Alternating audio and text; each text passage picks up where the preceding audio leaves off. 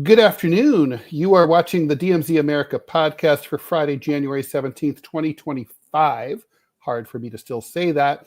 I'm editorial cartoonist Ted Rall coming to you from the left. And I'm editorial cartoonist Scott Stantis coming to you from the right. And as you'll see from the cryon, if you're watching instead of listening, one of our own fellow political cartoonists in a small world that's shrinking daily has just shrunk apparently by one more. Darrin Bell, the first Black person to win the Pulitzer Prize for editorial cartooning, that happened in 2019, has been arrested on some pretty serious child pornography charges down there out west in Sacramento, California, where he lives, to help break this down and talk about what's an interesting case, not just because it involves a political cartoonist and a fellow comic strip artist, but also there's some technological legal issues as well. So I'm looking forward to talking about it, even though obviously and extremely uncomfortable situation. I mean, just before I hand this over to you, Scott, I just want to be clear, like yesterday I talked about how one of the things I don't like when I'm at the center of a controversy in the news is the fact that so few reporters bother to reach out and try to get me for comment. So I decided I would reach out to Darrin, and you agreed that I should agree to Darrin to invite him onto the podcast. And that is the right thing to do. And I was dialing his number yesterday. Well, I should say I was pulling it up because I don't have an old-fashioned phone. And and then I realized, wait, where is Darrin's phone right now? Darrin's phone is probably in custody of the police. And I'm like, I don't want my name to come up there like in the Sacramento sheriff's office. Right? I mean, because I was like, that actually, at your door you would hear NYPD, open up. Or there might be a drone, right? And so I'm like, so that's how uncomfortable the situation is. It's as uncomfortable as it possibly can be. It's about a bunch of very difficult issues. But, hey, I think we pride ourselves as individuals, Scott, as cartoonists and as people, in getting over our fears and our discomfort and being willing to talk about things that are hard. And so let's go. Yeah. This is a tough one for a myriad of reasons, and we'll get into those in a moment. But for those of you unfamiliar with the story, Darrin Bell, someone had tipped off, I believe it was the Sacramento police, that there was a web page dedicated to sharing videos of child pornography. They logged on to it, started monitoring it, and lo and behold, one of the first computers to post the video happened to belong to Darrin Bell, and there was 18 videos, if I'm not mistaken. The police went to his home, got his computer, and found almost 200 videos. 134 is the number that I saw reported. Is that okay? So the numbers change. This story is fluid. A lot, many. I saw a lot. We're going to preface all of this by saying one edict of the American jurisprudence system that Ted and I believe in 1000% is that you are indeed innocent until proven guilty. So we are going to use words like alleged. And that's not just to cover ourselves either. That's because we believe in it. We both know what it's like to be. Well, I know what it's like to be falsely accused. Not legally, not illegal, but for other things, sure. Yeah, it's no fun. So going forward, Darrin Bell was booked. He has been, I'm not sure where he stands today because they were holding him $1 million bond. From what we've heard so far, so as of right now, he is still in prison. Yes, he is. My first reaction. He's being booked today at 3:00 Pacific time. Really? Why does it? So he's been in jail for at least almost 24 hours before they even book him. Sounds like longer than that. Yeah. Okay. Listen, I'm going to step out. For those of you familiar with my work, one of my better known pieces is called The Beatings Never Really Stop. And it's about being physically abused as a kid.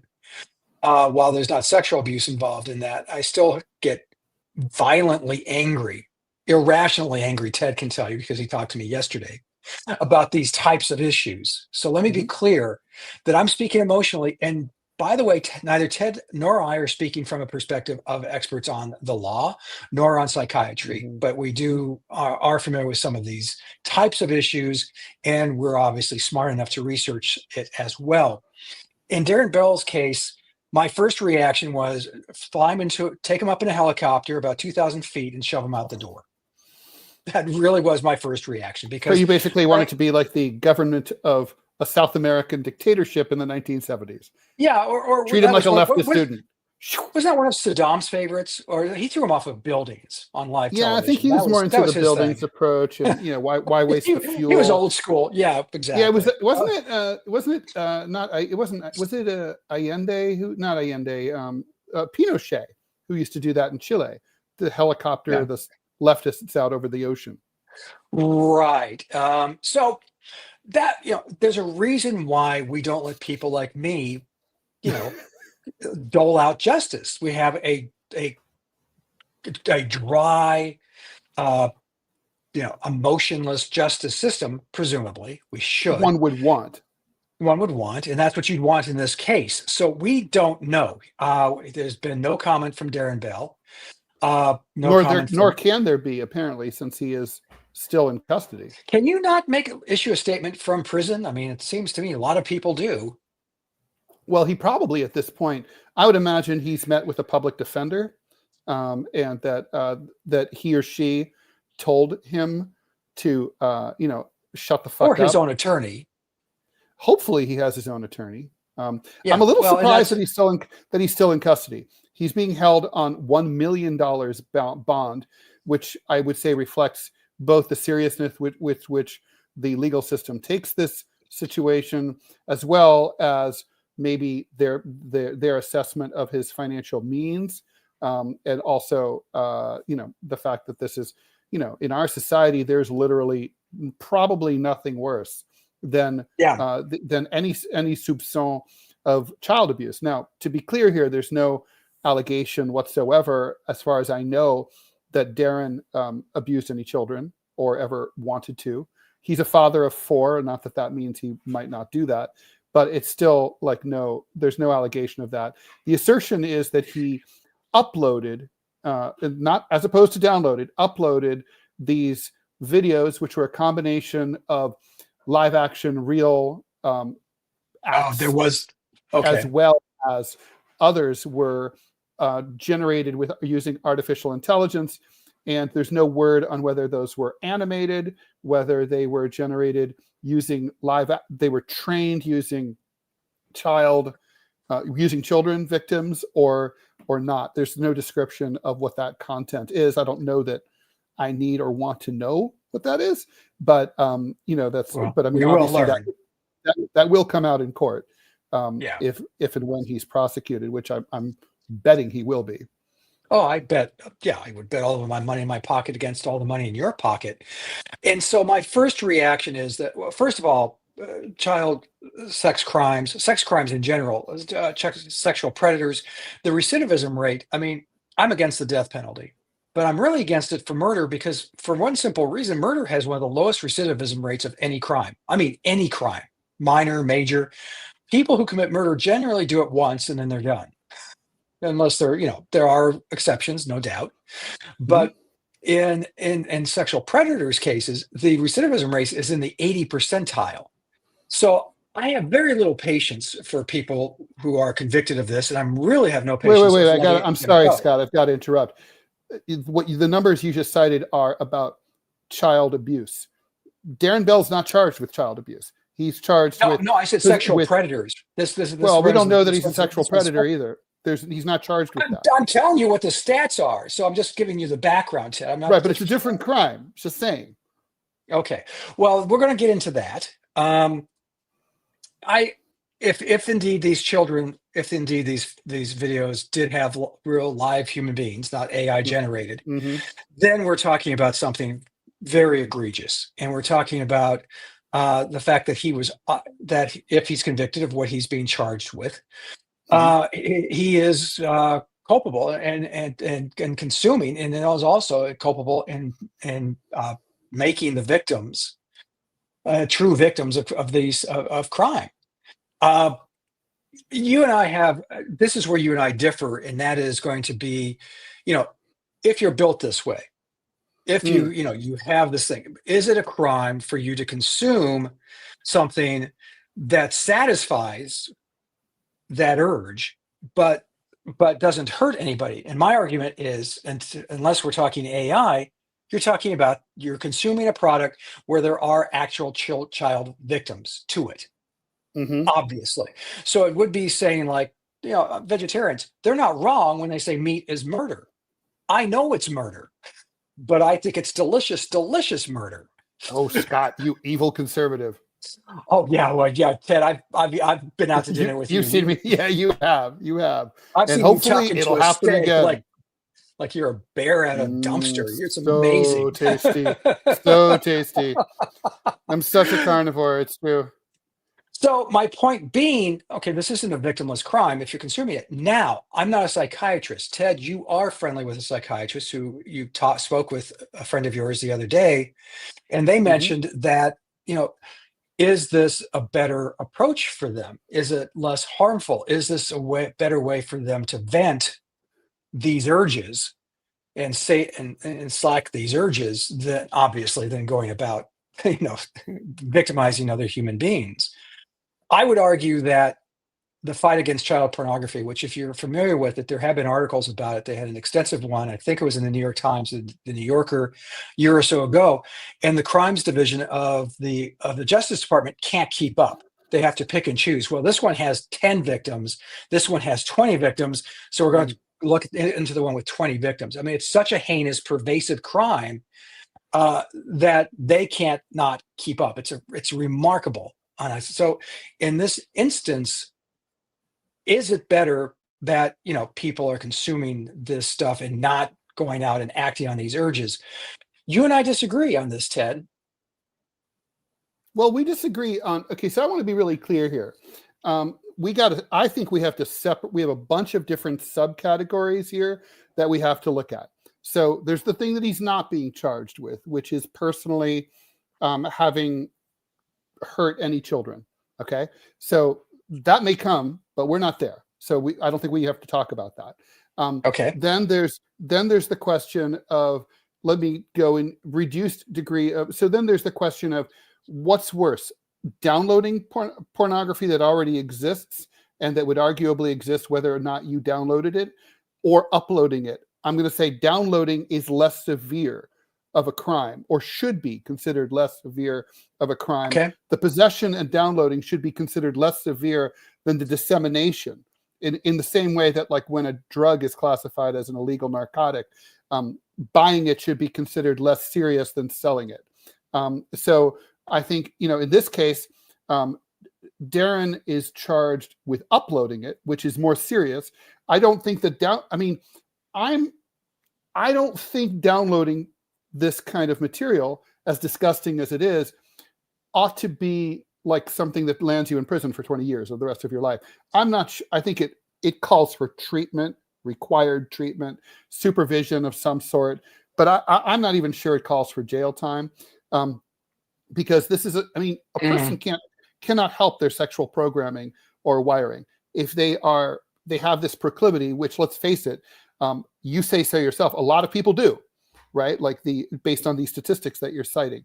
So, and it's not surprising when you know the evolution and history of the human race and our sexuality. It's only in the last 200 years, and only in the West, that we became highly protective of children and said that children under, say, 12, under 16, and now under 18 should not be having sex with people who are older than that. That's by definition non-consensual. So with a 200,000 year history of human evolution, it's not surprising that not everybody got the memo. Okay, and some people still have these urges, these desires. And then I think there's uploading, disseminating it. In my view, is a crime that probably that calls for a more serious sanction. We can talk about the problems with the justice system all we want, but that's a different podcast. And you're on a tight deadline. Then there's the issue of AI, which I think Darrin Bell is the first person charged under California's new statute, charging people with what you could argue is a victimless crime, which is AI-generated child pornography. And before, in preparation for this, us talking today, I read about the debate in the California State Assembly prior to the passage of this legislation a year and a half ago, like what they were thinking. And the sponsor of the legislation argued that it's not victimless because AI trains on real children or real people. So therefore, it's mining old child pornography, or perhaps maybe it's mining children who were not even involved in pornography, but that there's videos of them online. I don't know how this works. And but the thing is that, but I wanted to just say, but let's just say theoretically, you could, CSAM, as they call it, right? This kind of material. What does that stand for? Gin it up out of thin air, and you could make it victimless. In other words, for no real children were directly or indirectly involved in it at all. It's just a computer. It's oh God, you're putting me on the spot. I looked this up. This is the term of art. Well, I'm really going to put you on the spot because you're pixelated now. I think the C is child, the S is sexual, M is material. I don't remember what the A is, but not explicit, because that doesn't. And I'm having a slow. Oh yeah, well that's part of because I'm doing a search. All right, I'm gonna switch. I might hiccup a little bit because I'm going to. Okay. I'm going to switch to a different. Oh, here we go. Okay, I think I'm okay now. Well, can I switch to? Can I? So I think that what's good. But what I wanted to say is, I just want to finish my thought. If it's victimless, truly victimless, is it a crime? And I'd say no, it's thought crime. I mean, let's say you could come up with a VR program that allowed disgusting, violent rapists to get their rocks off, and they use that, but they use that instead of attacking real victims. I'd be like, that's a boon for society, right? I mean, that's a great, beautiful thing. I don't know if it's beautiful, but it's a thing. Yeah, not a beautiful thing. No, fair. A great, ugly thing. But it would be, I mean, it's kind of like there's lots of stuff that I think is disgusting, sexually and otherwise, in the world. But if it's not hurting anyone, who cares? And I'm not saying that any of that is the category here, because we don't know what this material is. But theoretically, I would say there is a world in which some AI-generated pornography, even of illegal activity, things that would be illegal in real life, should be legal. There should be no big deal. I think unless you think it encourages people to do it. Well, and that's what I'm going to throw out there is that, it's sort of like legalizing marijuana, which I agree with hesitantly. But as everybody has said, as many experts have said, not everyone who smokes weed is going to become an addict, but every addict started by smoking weed.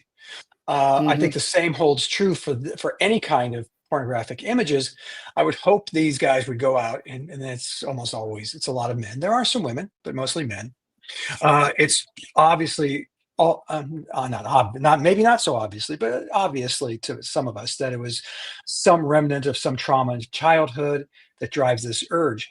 Can I throw out a peripheral issue with you, Ted? Because this is one that I find really troubling. I've got 3 deadlines coming up like right now. And that's just the life of a cartoonist. Darrin Bell does editorial cartoons. He's a syndicated editorial cartoonist. He does not 1, but 2 comic strips. How in the name of God did he find time to do this? Well, not to mention he's a father of 4, and he's also a graphic novelist of far more success than I am. He had a very successful graphic novel called The Talk. Wasn't that based on a cartoon he did? Did he kind of guess it was. On? So I think that's right. So he did. I'm sorry, I don't mean to bring levity in here, but I still think it's astounding that he found time to do this. If he created it, it's even more astounding. Well, look, hey, So, you got to read the Janet Meyer piece about Pete Department of Secretary of Defense nominee Pete Hegseth's goings on. It's in the New Yorker. He was a busy boy too. I mean, oh yeah, Trump's a busy boy. Lots of, those guys, they find time, right? I mean, the devil finds work for idle and as well as busy hands. I take your point. Not to mention, how was he able to have any privacy in a house with 4 kids and a wife? But yeah, so basically this guy, he had Rudy Park, which is a comic strip that's in reruns, right? So that's not really, and I think yeah, he co-wrote it with someone else. So he's got Canterville, which is again has been a highly successful, well-reputed comic strip for a long time. That's still running. And he's got his editorial cartoons. Full disclosure, I'm part of the same email newsletter, Counterpoint, that Darrin is. I know Darrin. Have you met Darrin? no, Scott? Okay. no. So I met him. I've only Talked to him a little bit a few years ago. had a little tete-a-tete because this was back when he had a blog, and the blog, the people on his blog took exception to me doing a conservative comic strip.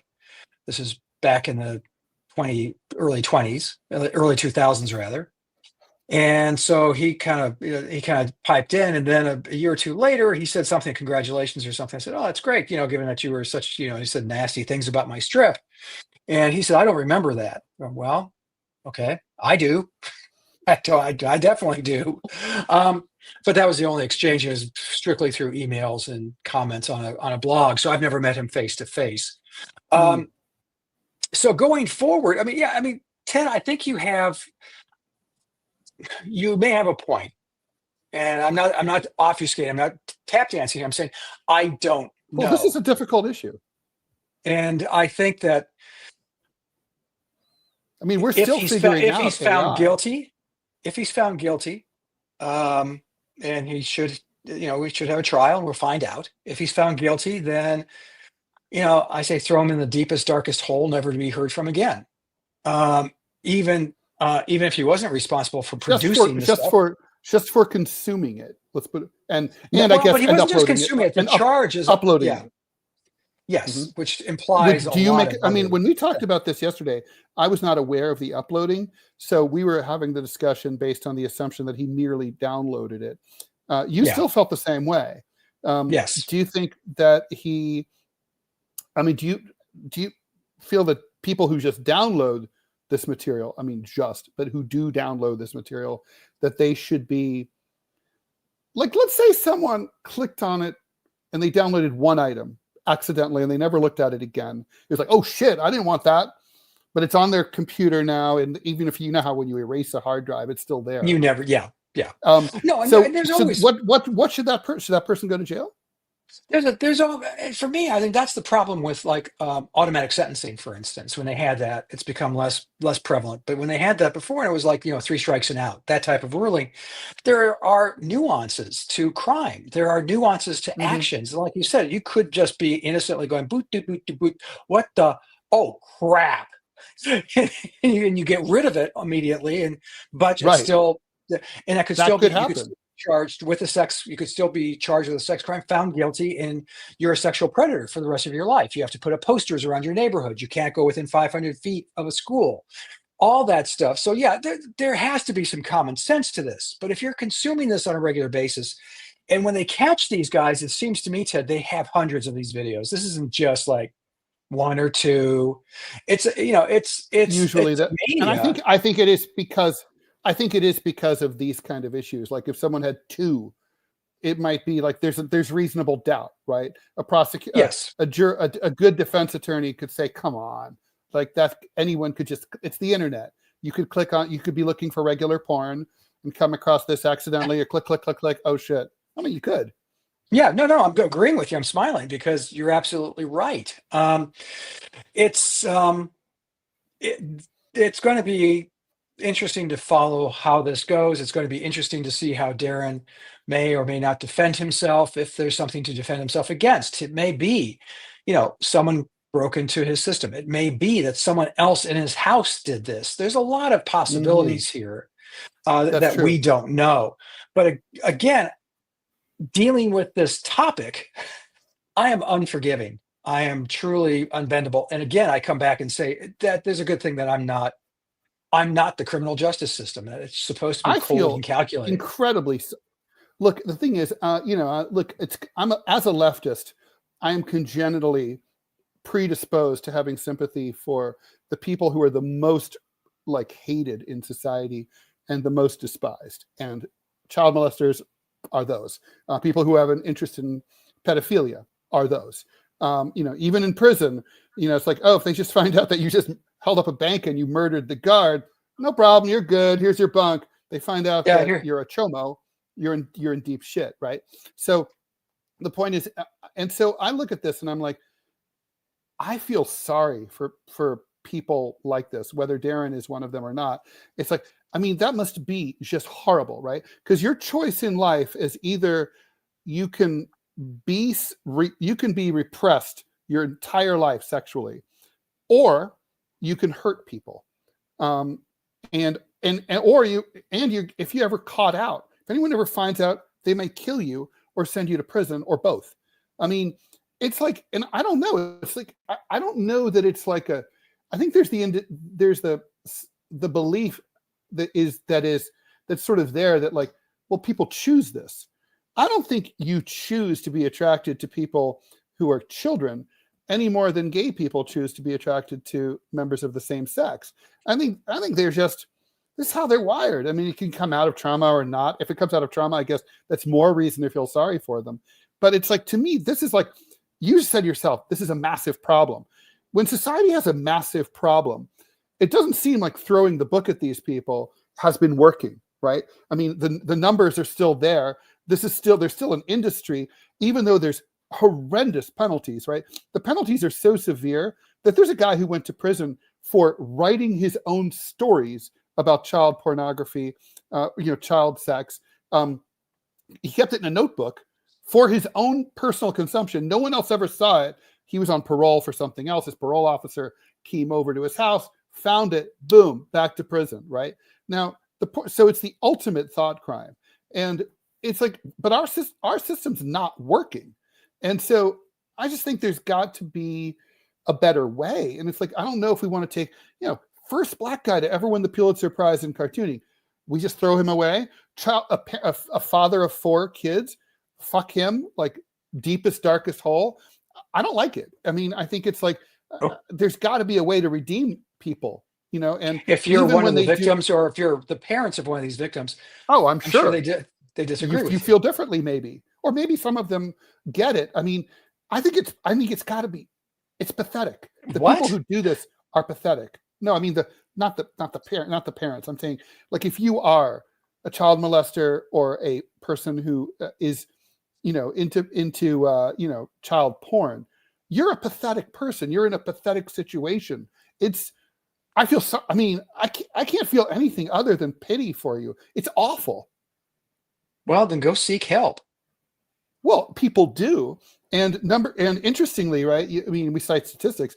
The vast majority of people who have these interests never touch anyone. They know it's wrong. They know it's illegal, and they don't want to do it. And they refrain. Good. I mean, that's good. But the ones who don't refrain, and the ones who trade in this type of material, I'm sorry, nope. Bye. Yes. So Darrin Bell, I don't give a crap if he had 17 Pulitzers and 33 children and was named Father of the Year in Sacramento, California. I don't give a shit if he's guilty of this. Bye. I didn't tell you to do this. No, you didn't. Nobody forced you to do this. You have urges, and that's, if you have those types of urges and they're criminal, then you go and you seek help. You don't upload the videos and you don't participate in the marketplace for this kind of behavior. You do not upload the videos. You do not own the videos. Yeah, when my son was under 18, I had this talk with him, and I said, like, if you and a girlfriend ever want to, do selfies and send them to each other, don't do it. And I explained about how that law. I mean, there are lots of people who did that, what I just described, who, they're now on the, is it Megan's Law list? Yeah. And they have to do everything you said. They're child sex offenders, even if it's like completely consensual. It's like, don't come near it. Don't think about it. Don't do it. Just don't. But it's, I don't know. Okay, one last question, Ted, then we got tied up. But okay. does this impact cartooning at all? Does this impact that's a good fucking profession question at all? Because last week we were talking about Antelnis's resigning from the Washington Post. Mm-hmm. Now this week we're talking about this. God knows what next week is going to bring. But yeah, well, when I learned about this case when I was doing my show with Manila, right, the TMI show yesterday morning. And someone in the scroll right at the end of the show said, "Oh, did you hear Darrin Bell of the Washington Post just got arrested for child pornography?" And I'm like, well, first, and my response, always the uptight prig, well, he's not at the Washington Post. And he's not. He's not on staff at the Washington Post. He was syndicated by the Washington Post Writers Group, which is no more, and which was affiliated, which was a spin-off of the Washington Post, a separate company. And so he was syndicated by them at one point. But I was just thinking, like, if you're now the Washington Post and you have this opening where that Antelnis quit, and you're thinking, oh God, like, so now it's like we've got Washington Post cartoonist Darrin Bell also is in the news. Like, cartoonists are a lot of fucking trouble. We are. That was always the slogan for my boss, God rest his soul, Ron Casey at the Birmingham News. He says they're expensive and they're a lot of trouble. and he wasn't well, we're not wrong. expensive anymore, unfortunately. Well, we don't exist anymore. Well, we kind of do. Speaking of which, I'm about ready to draw for the Chicago Tribune and for the Dallas Morning News. I still have to crank those out because I'm not Ted Rall, who can apparently crank out 3, 5, 10 cartoons in an hour. He's kind of amazing. Hey, I've got to do my syndicated column for Creators Syndicate after we hang out here. Well, we should probably tie this up. We should probably go. I do think it's look. I think I usually say it's always good when editorial cartooning is in the news, but I'm going to have to say. Yeah. Yes. But not this time. Yeah. No, this is bad. This is bad, and it's sad, and it's tragic, and it's tragic at every level, and it's tragic, frankly, to Ted's point. It's tragic regardless of the outcome. If he's guilty as hell, that's tragic for the victims. If he's not guilty at all, that's incredibly tragic for him, because think about it. Now, for the rest of his life, we all know the internet. This story will never leave. In Europe, it could, right? They have the right to be forgotten. In the EU, he could fill out a form, send it to google.eu or whatever the fuck it is, and they would, and it would never come up in search results anymore. Well, that seems to me a really smart way to approach the internet, but we don't do that. We just get rid of TikTok. Yeah. It also kind of amazed me how it's just like, how many mistakes. I don't know if I read a lot of articles about this preparing for today, and it was like they got a lot of things wrong, right? Like a lot of stories. They always do. Always. Rudy Park is still going. No, it's not. Stuff like that, Yeah, no, it's amazing when you and I have tried to cover and discuss breaking news stories, as this is still, how much of the early coverage was just dead ass wrong. How much of the coverage? I mean, okay, I'll leave you with this. Go back on YouTube and look at the coverage of 9/11. In the first 48 hours, it was. There's more planes up in the sky. There's one heading for the arch in St. Louis. It's like, what? Some people surfed some survivors surfed the building as it collapsed. Yeah. Yeah. Yeah. So we'll keep you posted, obviously. We will. And in the meantime, Ted, don't get arrested. And Darrin, if you ever watch this, we would have invited you on, but you're always welcome to come on, in all seriousness. Absolutely. Anytime. Okay. All right. Thanks everyone for watching. And we will see you next time when we see you. We've got to do, Scott, it's time for your customary. Maybe we'll skip the singing because it's not a joyous occasion. We're just going to play the outro. All right. Thanks everyone for watching, and we'll talk to you later. Ciao. I'm pushing the wrong shit here. You can Okay. do it, Ted. We I believe in can. you. Here we go. Okay. And don't forget to subscribe. That's the wrong one. Wrong one. Still the wrong one. God, what is wrong with me? I don't know. There we go. Well, I have some theories. Yeah, but that's going to be a longer show. Bye, Scott. All right, man. Thank you, and thanks for being patient and a good Oh friend. yeah. Okay, you too. All right. Here we go.